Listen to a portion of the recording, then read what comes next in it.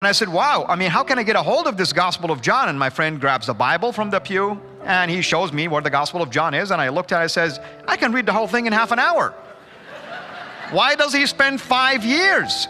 So he began to explain to me the depth of the Word of God and, all that kind of stuff. And finally I said, okay, that's fine.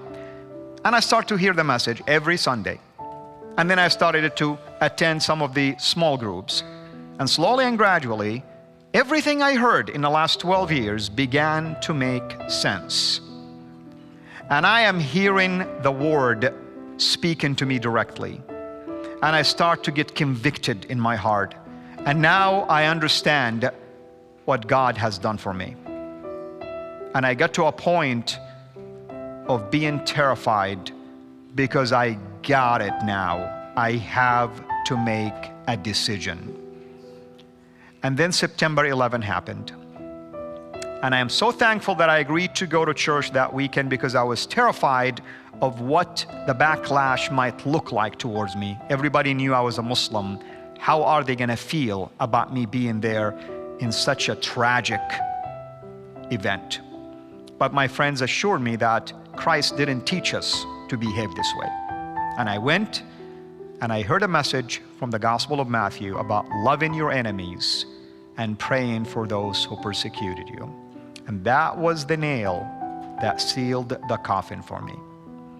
I did not know that phrase back then, by the way.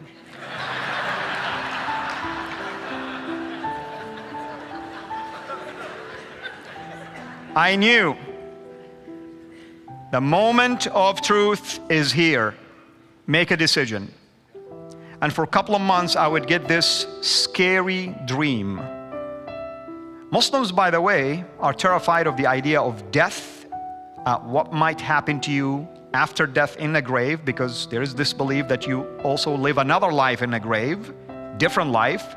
You could be tortured in the grave, you could be pampered in the grave, but then also Judgment Day is another terrifying experience because you have no clue how God is going to receive what you have done for Him. You're at the mercy of His mood at that time. So my dream was I died and I'm standing before the throne of God and I hear God telling me, why did you reject my son? Why have you rejected him? And I didn't know the answer to this. And I was surprised to even hear a question like this from the God that I thought He denied that Jesus is the Son.